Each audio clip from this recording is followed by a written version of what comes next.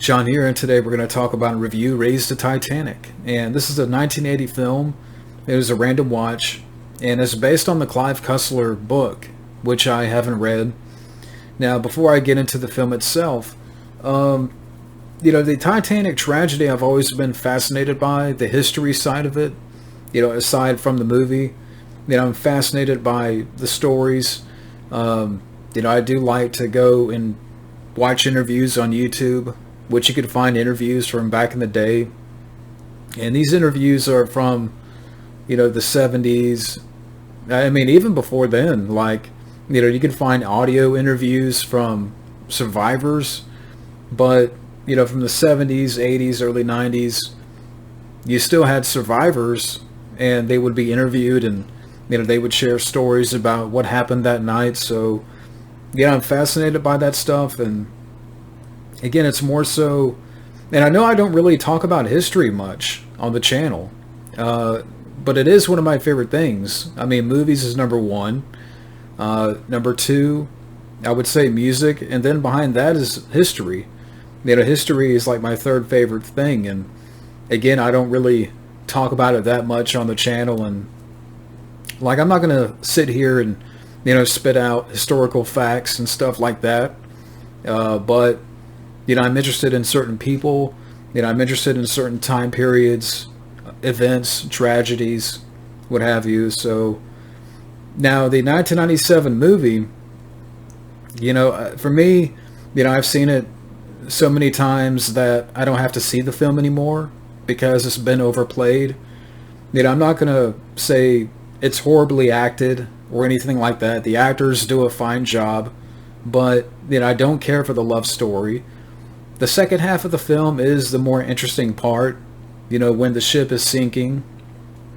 As bad as that sounds, but, that to me is the more interesting part. And I will give credit where credit is due with James Cameron and what he was able to pull off, with that film, on a visual front, with the sinking of the ship. And there's some visuals that still work, but again, the film as a whole, it got way overplayed, and I just don't care for the love story. And for me, I'd rather watch other James Cameron movies. I think Aliens is a better film. I think the first two Terminator films are better. The Abyss, love The Abyss, True Lies. For me, that was his last great movie. I don't care for Avatar. I'm just being honest. I mean, I've seen Avatar, but I don't need to see the film again. It's just not for me. So, yeah, I mean, Titanic, the 97 movie, again, I've seen so many times, I don't have to see the film anymore. At this point, I'm just more fascinated by, the history of the Titanic, and, reading about that more, and, certain stories, again, interviews from survivors and stuff of that nature. So, yeah, I wanted to talk about that a little bit before I talk about this film here. So, let's talk about Raise the Titanic. But the plot here, the story to this film here, so, again, it's based on the Clive Cussler book. It follows our main character, Dirk Pitt, in the film, and he's an American special agent. The Dirk Pitt character is played by Richard Jordan, and you have him and a group of Americans. They're set out to recover this rare mineral that is on the Titanic, and the ship is, down too deep for divers to, retrieve this mineral, and the only solution is to raise the ship. But, this incredible project, is done in secret. So they have to operate quick before the Russians interfere, and that's the plot here to this movie. Now, the film is directed by Jerry Jameson here, who had directed Airport 77, which I think came out prior to this movie. And then later on, he would direct that Jeff Speakman film, Land of the Free, which I think is the one with William Shatner as the villain. But yeah, I mean, there's not too many films that popped out for me when I was looking at his filmography. I've heard of Airport 77. I've heard of Land of the Free, but I haven't seen those movies. The cast here, you have Richard Jordan as our main character, Dirk Pitt. And Richard Jordan, I've seen him in other movies, like The Hunt for Red October. I think he's in that. And unfortunately, he's passed away. And he's a good actor, but for me, I don't know if he had enough presence here as a lead character. And, I know the character of Dirk Pitt, he was a main character throughout the books, some of Clive Cussler's books. And again, I haven't read those books, so, I don't know the stories that close, but I don't know. I kind of imagine someone else as Dirk Pitt. Like around this time, maybe you could have had like a James Brolin or, some other actor that brings a little bit more presence to the role. I just kind of felt that Richard Jordan, as good of an actor as he is, I don't think he has leading man material or like, a leading man factor or, a leading man persona, whatever, word in there you want to throw. But again, I just don't know if he just had the presence enough presence to carry a movie or to play this character.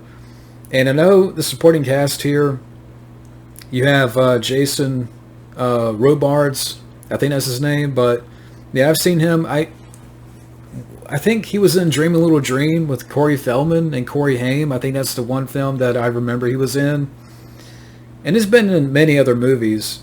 And, he was fine here as this, Colonel character. Alec Guinness. Yeah, Alec Guinness is in here for 5 minutes. There's not much to his character, but he's there for 5 minutes. And, some of the other people in the cast here, the acting is fine. It's, nothing spectacular, but, you do recognize a couple of people in here. Like, there's an actor in here that I forgot his name, but I've seen him before. M. Emmett Walsh. Yeah, M. Emmett Walsh is in here for a little bit.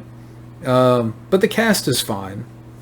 And there's some interesting stuff about this film here. I mean, the opening of the film where you have like a montage of, pictures of the real Titanic, and, you throw in the score by John Barry, which I thought was a really good score here. That's one thing that really stood out for me was the score. And John Barry had worked on some of the early Bond movies, providing the scores. But the opening of the film is really interesting.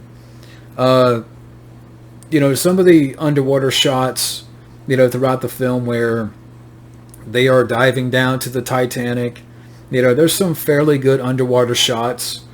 And, the effects at the time, you have quite a bit of model work here in the film. And, even to where they raised the ship, I thought it was done well. I mean, this is a film that came out in 1980, and the effects are fairly good, for when they raised the ship. And, again, there's a lot of model work here, and I thought it really looked good, and the budget is used well.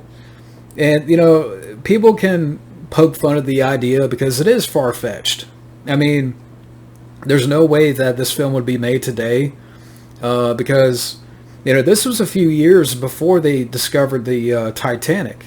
The Titanic wasn't discovered until like 1985.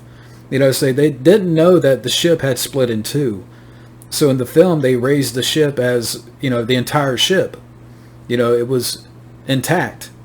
So, this is a few years before, finding out the ship had split. So, and again, while the idea is far-fetched, the concept, again, this would never be made today. I have a feeling that a lot of people would get uptight about the idea, and, they would throw a hissy fit and what have you. And again, maybe it is far-fetched. It is a far-fetched concept.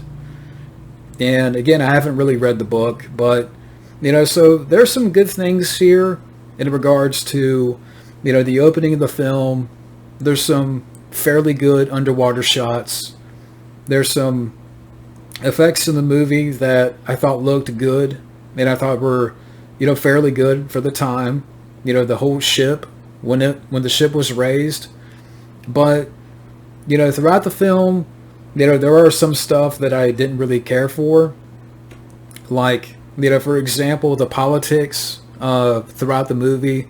And again, I haven't read the book, but a lot of the political subplot or the politics, it just wasn't interesting. And, it really brings down the film when it's not about, the expedition, when they're not diving to the Titanic, or, when the film is not focused on that, it does lose momentum.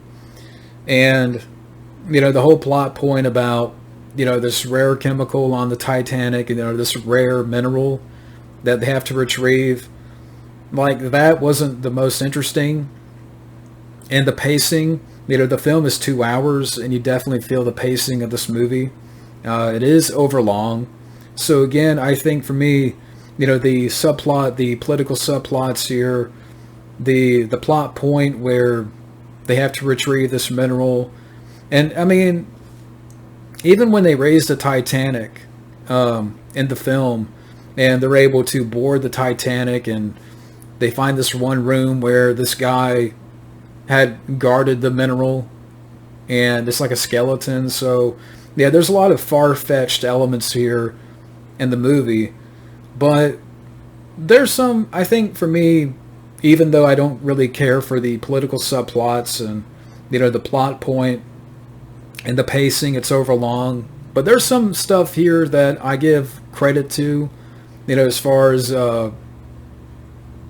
on the visual effects, like the special effects front, the score, some interesting names in the cast, some fairly good underwater shots. I mean, even though there's one scene where a submersible implodes, so yeah, that was weird, but I mean, considering what happened recently with the Titan, but yeah, there was a moment in the film where, one submersible implodes, but, there's some good stuff here, I mean, throughout this movie. And that's the thing about this film. I mean, there's some positives in there, but there's also some negatives. So with that being said, let me get to my final thoughts on Raise the Titanic.